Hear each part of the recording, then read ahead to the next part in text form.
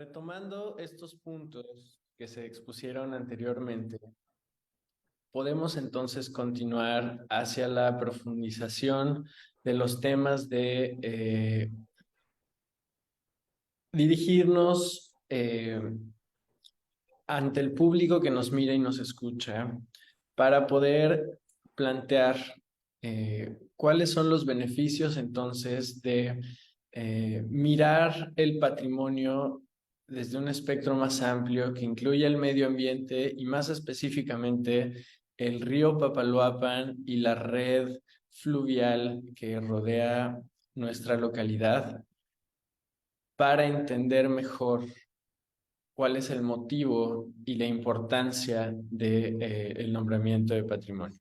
Es muy interesante este tema que vamos a entrar, pero ya que estamos ahora sí que entrando en calor con este conversatorio, están saliendo temas que a mí me están pareciendo muy interesantes, ¿no? Porque tenemos visiones muy diferentes que además son complementarias, ¿no? Justo ahora que acaban de comentar tanto Rosalba como Xochitl, la importancia de la sociedad, del río, de las casonas como un patrimonio arquitectónico, pues quienes hemos visitado Tlacotalpan y que quedamos enamorados de este lugar, pues nos damos cuenta de una época de mucho esplendor, ¿no? De seguramente un momento económico muy importante y este desarrollo económico no se pudo haber logrado sin el río, ¿no? Es muy difícil entenderlo así.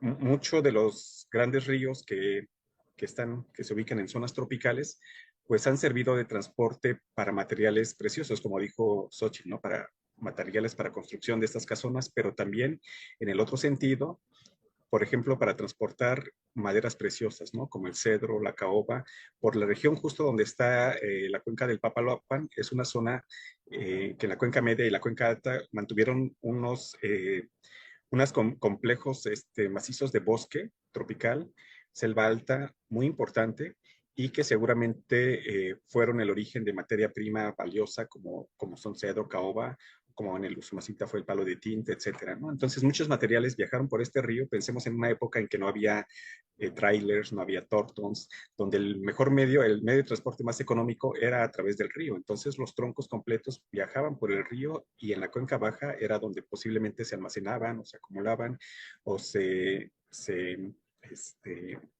pues se subían quizá a los barcos para transportarlos a otros países o a otros continentes, ¿no? Entonces, yo creo que por ahí pudo haber empezado este esplendor, seguramente cuando ya está muy estudiado, eh, y quizá cuando se empezó a terminar el recurso, ya no era tan escaso, el costo-beneficio ya no era suficiente, se encontraron otros recursos que también eran valiosos para la humanidad, ¿no? Como que también estaban asociados al río y al agua dulce, ¿no? Como el alimento, los camarones, por ejemplo, ¿no? Es uno de la pesca más valiosa de esta zona ribereña, y también otro tipo de pesca. Pero sí, eh, conocer esa relación entre la sociedad, el río y la creación o la presencia de culturas y la evolución de diferentes culturas en esta región, pues hasta ahorita está siendo un tema pues bastante importante. Y ya si nos metemos un poco más de lleno a la importancia de este sitio por sus ecosistemas naturales, la riqueza natural que tiene, pues además de que es un patrimonio de la UNESCO, también está ubicado en una zona de importancia mundial que es un sitio Ramsar. Eh, bueno, quizá muchos de nuestros escuchas, nuestros videntes, no estén familiarizados con ese término. Ramsar es una ciudad del país de Irán, donde en 1971 se firmó un convenio internacional para proteger humedales de importancia internacional. Entonces, México siempre ha sido firmante de este convenio, de esa convención, y entre parte de los compromisos es declarar humedales importantes de manera internacional.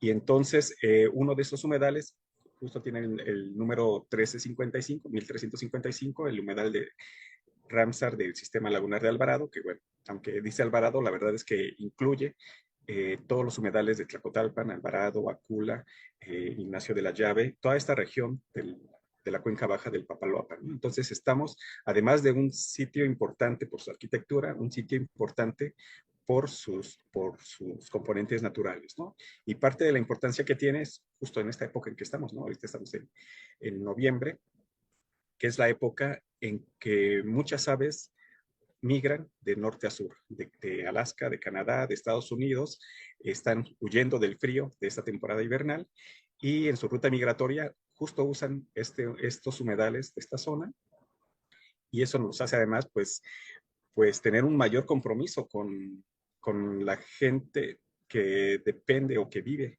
de estas aves migratorias, entre otros componentes del ecosistema, ¿no? Por ejemplo, el pelícano blanco, que seguramente ahorita puede estar volando ahí por Tlacotalpan, no es una especie que veamos todo el año, solamente la vemos en esta temporada, está migrando quizá de Texas, de Luisiana, está pasando por Tlacotalpan, quizá se quede ahí porque encuentra buen sitio para refugiarse, quizá migre un poco más hacia el sur, hacia Centroamérica, hacia Costa Rica, por ejemplo, y después, cuando empiece la primavera, pues ya están migrando de regreso y vuelven a pasar por esta zona porque aquí se alimentan y eso les da energía para continuar su ruta migratoria, ¿no? Entonces estamos en un lugar pues bastante importante por diferentes componentes, ¿no? Tanto culturales como naturales.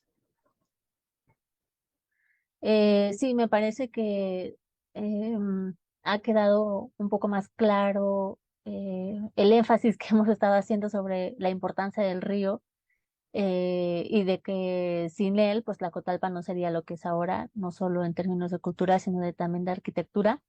Y respondiendo o tratando de aproximarme un poco a tu pregunta de los beneficios de contemplar, digamos, el patrimonio como decía Xochitl, desde un punto de vista más interseccional, que está precisamente compuesto también por la cultura, la sociedad, el ambiente, etcétera, pues me parece que uno de estos beneficios sería como precisamente salir de esta visión que hasta ahora se ha manejado del patrimonio arquitectónico como una cuestión meramente material, ¿no? Solamente visual quizá, contemplativa, etcétera, y más bien sí abordarlo desde este enfoque más amplio, pero sobre todo porque de esa manera no solamente digamos que los beneficios de construir programas quizá un poco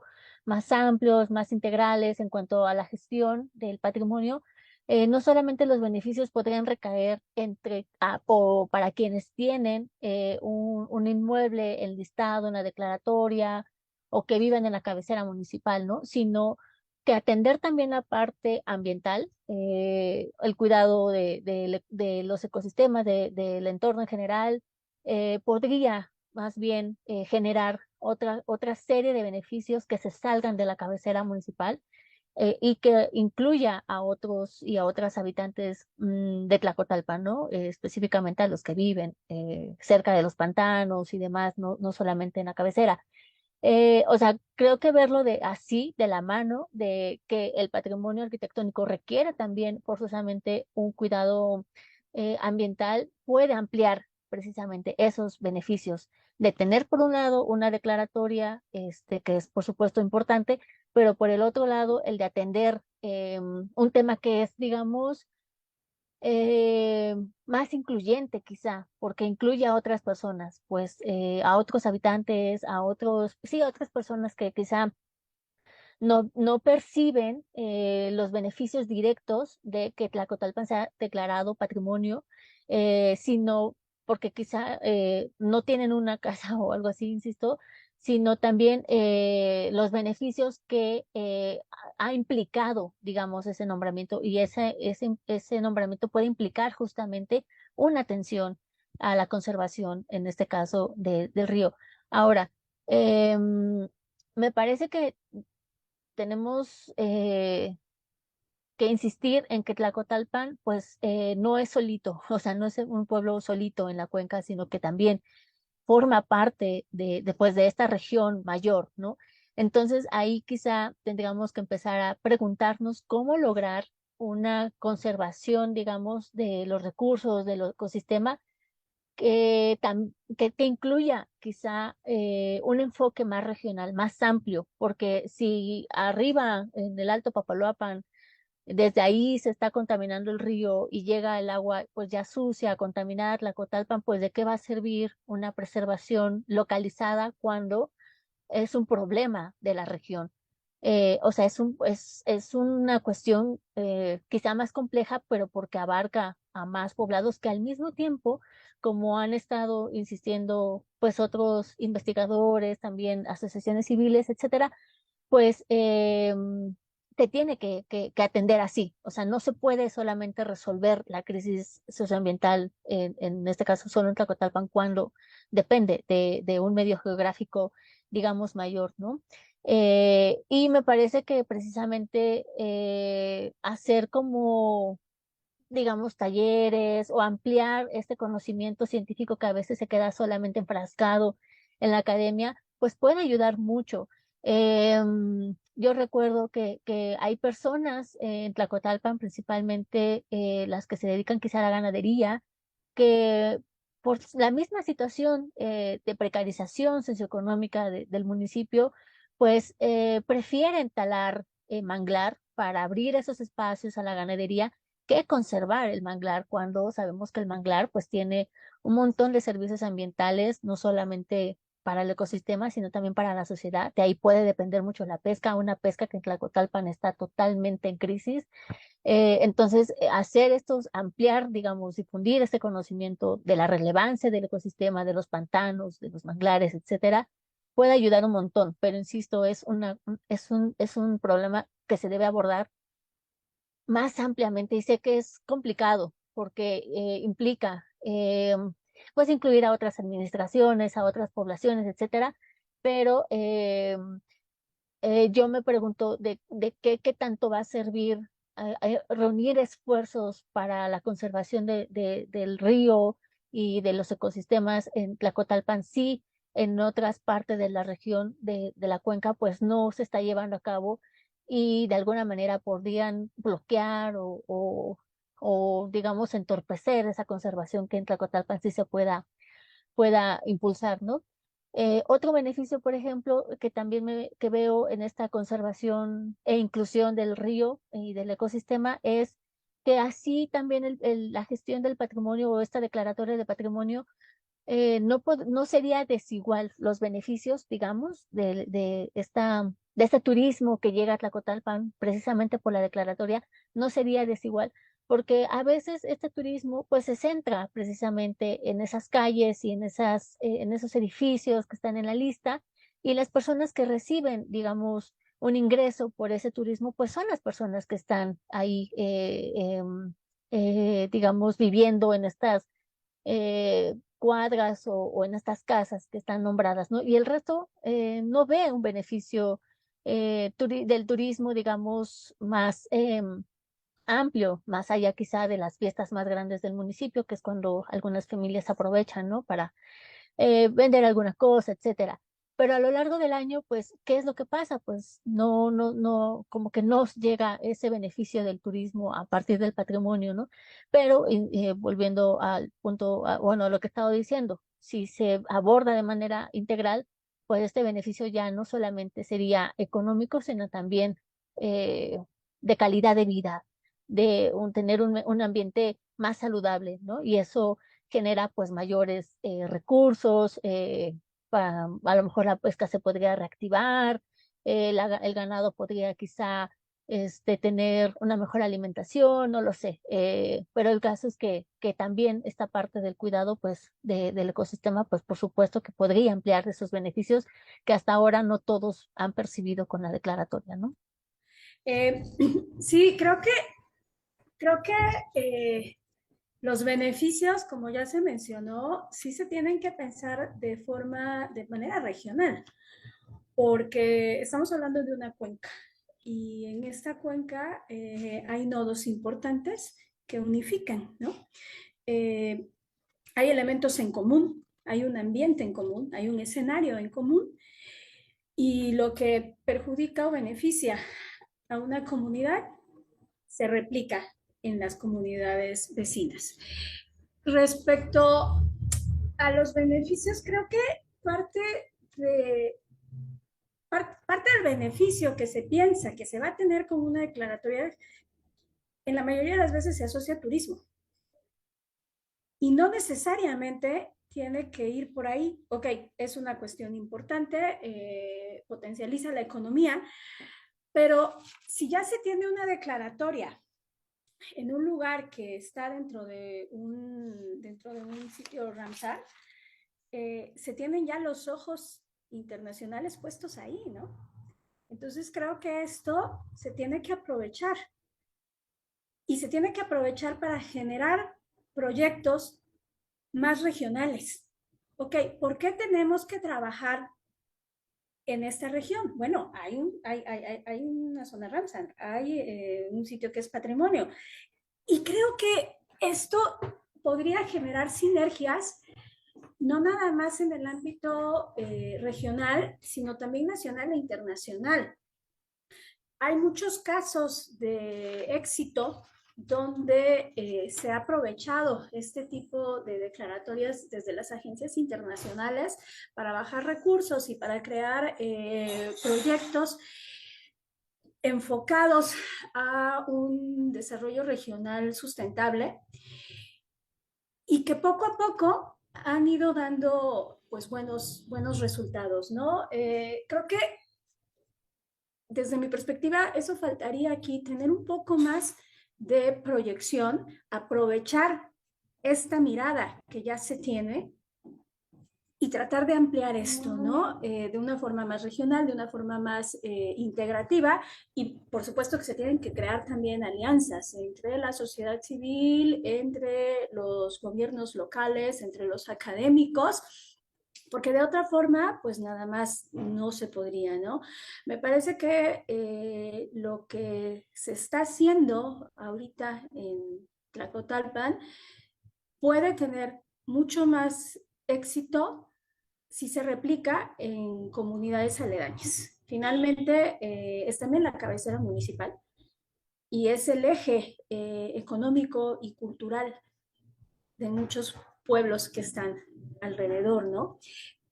Como ya se mencionó, pues hay turismo, pero este turismo se concentra en febrero y después. Entonces, tiene que haber por ahí una sensibilización sobre cómo integrar a la población, pero también cómo integrar a otros actores claves que están en la región, ¿no? Me parece que por ahí sería uno de los beneficios que se pudiera aterrizar más a la sociedad, a los pobladores de las zonas aledañas, de la parte que no está dentro de la declaratoria, pero también de las pequeñas comunidades pesqueras, de las comunidades que habitan en los manglares y que tienen problemas de agua tremendos. Y bueno, pues aprovechar esto, ¿no? Ver esa parte de la patrimonialización que se puede exprimir con un beneficio mucho más aterrizable y mucho más hacia las personas. Pues concuerdo completamente con la doctora Rosalba, con la doctora Xochitl, de que parte de los riesgos de este patrimonio es, incluye que tengamos una visión regional de la problemática que pueda haber, ¿no? Como dice la doctora Rosalba, no es solamente Tlacotalpan, cabecera municipal, sino también son los pueblos aledaños, pero también son los habitantes de la cuenca media alta, y yo quiero ir más allá, porque la verdad es que si hay problemas ambientales en la zona que pueden incluso motivar a que mucha gente migre y empiece a ver este patrón que empieza a detectar la doctora Rosalba de que ya la gente no está viviendo ahí, está migrando posiblemente, es porque ya no está esa disponibilidad de recursos que antes había. ¿Y cómo participamos nosotros, quienes no estamos dentro de esta cuenca, quienes no vivimos ahí? Pues en parte quiero pensar que es responsabilidad de todos, pues, como ya empezó a mencionar Rosalba un poco de los problemas ambientales, la ganadería, yo quiero ir más allá, no es solo la ganadería, es el cultivo de caña de azúcar, pero es también muchos manejos inadecuados, a veces ilegales, de los humedales, como son quemar los humedales para provocar que salgan las tortugas y entonces venderlas, comercializarlas, que es una actividad ilegal, pero en este manejo pues se incendian hectáreas y hectáreas de humedales que llegan a acabar con manglares. Quizá ahorita lo que más afecta, lo que más está provocando pérdida de manglares en la zona son estos incendios provocados más que la tala para convertirlos en ganadería, ¿no? Porque también ya está prohibida. ¿Y cómo contribuimos? Bueno, quizá yo estaba pensando, ¿por qué no el vaso de leche que tomé hoy en la mañana para mi desayuno? Pues probablemente, digo, quizá una probabilidad muy pequeña, pero probablemente vino de una vaca que se crió en la cuenca del Papaloapan, ¿no? O el bistec que comí antier, o el azúcar con la que endulcé mi agua, o de la bebida que compré en la tienda, fue endulzada con azúcar que vino de estos cultivos en la cuenca del Papaloapan, ¿no? De la caña de azúcar. Es decir, mientras nosotros hagamos demanda de estos productos, y mientras en la zona no haya otras alternativas de producción para la gente que ahí vive, pues este tipo de producción va a continuar. Claro, seguramente Xochitl después nos dirá que no es solo porque es un recurso de lo que ellos dependan, como la ganadería, sino que además es parte de su identidad o de su cultura. Pero yo creo que sí debemos de tener en cuenta que todos estamos contribuyendo a que haya cierto tipo de actividades en la zona y que debemos ser conscientes de dónde viene todo lo que consumimos, ¿no? Es parte de la producción, de la intervención que quería hacer. Sí, quisiera redundar en el tipo de actividades alternativas que se pueden usar, además de las tradicionales, ¿no? Que se pueden aprovechar en esta zona. Como ya hemos comentado, es una zona muy rica en recursos naturales y eso lo hace potencialmente, pues, ser una zona que podría, si se manejara de otra forma, pues dar para el desarrollo de toda la región, eh, si hiciéramos un uso sustentable, ¿no? Quizá algunas de las alternativas que ya se empiezan a explotar, pero no tanto, que es el turismo, pues básicamente hasta ahorita pues ha sido turismo para, eh, pues quizá turismo citadino, ¿no? Para conocer las arquitecturas, para los museos o para conocer el río a través de lanchas, pero eso ya requiere como ciertos recursos, ¿no?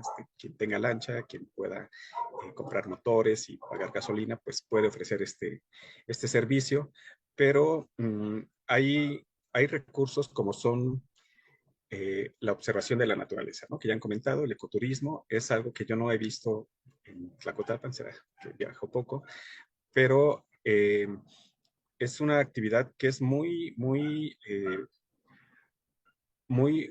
utilizada en países europeos, por ejemplo, o en Norteamérica. Mucha gente es fanática de las aves, les encanta ir un día a la mañanita, cuando empiezan las aves a moverse, a meterse a estos humedales o a meterse a la selva con sus binoculares o con su cámara, a observar las aves que están pasando en ese momento, ¿no?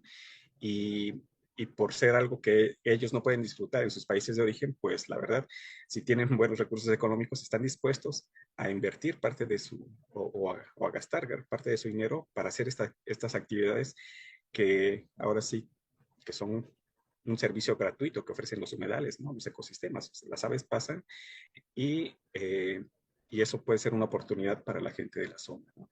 O simplemente caminar por los humedales. Es muy complicado, es muy difícil, pero, pero hay lugares donde hay senderos para que la gente pueda conocer los humedales sin necesidad de enlodarse, del riesgo de una mordedura de una víbora, etcétera, ¿no? Entonces, hay muchas zonas donde se aprovechan estos ecosistemas como un recurso para, para ofrecer diferentes servicios de turismo a la gente, ¿no? O consumir lo que consume la gente, que es una gastronomía muy particular que solo lo puedes disfrutar si vives ahí, ¿no? Entonces, la gente que vivimos fuera de Tlacotalpan, quizá no sabemos a qué sabe una tortuga, ¿no? Cuando es parte de la gastronomía de la gente, aunque, bueno, como comenté hace rato, pues su pesca, por la forma en que la describí, es ilegal, pero sí hay maneras legales de aprovechar este recurso, las tortugas, con unidades de manejo, las sumas de manejo de vida silvestre, se puede aprovechar este recurso y ofrecerlo para gente que quiera probar algo que nunca ha probado en su vida, como una tortuga en barbacoa, ¿no? Dices, bueno, aquí está el recurso, pero quizá lo estamos usando de una forma no adecuada y estamos generando más daño que lo que podríamos aprovechar.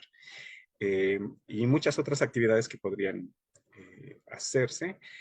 De la ganadería, pues bueno, no quiero hablar tanto, pero sí sabemos que el problema no es tanto el ganado bovino, ¿no? El ganado bovino llegó con la llegada de los españoles a América, entonces no es un problema que tengamos desde hace más de 500 años. El problema más fuerte es más reciente, con las razas de ganado que se están trabajando ahora, ¿no? Antes era un ganado criollo que no afectaba tanto al ambiente y ahora estamos trabajando con ganado cebú, que tiene otros requerimientos, por ejemplo, necesita grandes espacios, grandes pastizales y que y que solamente se alimenta de pasto, y este pasto generalmente no es pasto nativo, hay que traer pasto de África, pasto de Asia, que por ser plantas exóticas tienen el potencial de volverse invasoras y dañar aún más que solamente la zona donde se está pastoreando. Bueno, sí, eso que estaba comentando Hugo ahorita, bueno, yo lo relaciono mucho con una parte del patrimonio que es una de las partes con mayor potencial y que a veces pasa desapercibido porque forma parte también de nuestra cotidianidad, que es el patrimonio biocultural, lo que tiene que ver con los usos y costumbres y también con todo este conocimiento tradicional que se adquiere dentro del territorio, ¿no? Por ejemplo, creo que una de las acciones que podría funcionar muy bien aquí, hace un rato Rosalba dijo, habló sobre la crisis de la pesca, ¿no? Pero quizás si se hila esta actividad, la pesca tradicional, pero con todo lo que implica, ¿no? O sea, quiénes salen a pescar, a qué horas salen a pescar, qué es lo que pescan y posteriormente qué se hace con ese producto. Se procesa para un alimento en específico, es una receta pues muy regional, etcétera, etcétera, ¿no? Hacer como esta cadena de valor de lo que estás comiendo, lo estás comiendo, como dice Hugo, lo estás comiendo en un lugar en donde solamente puedes comer eso. Pero también retomar todo este proceso, toda esta cadena de valor, de dónde viene, por qué viene, desde cuándo se come así, etcétera, etcétera, ¿no? Una especie como de vivir la experiencia, ¿no? No nada más el resultado, sino todo lo que esto conlleva, ¿no? Eso se aplica, pues, para cualquier tipo de patrimonio biocultural, que como dije, ¿no?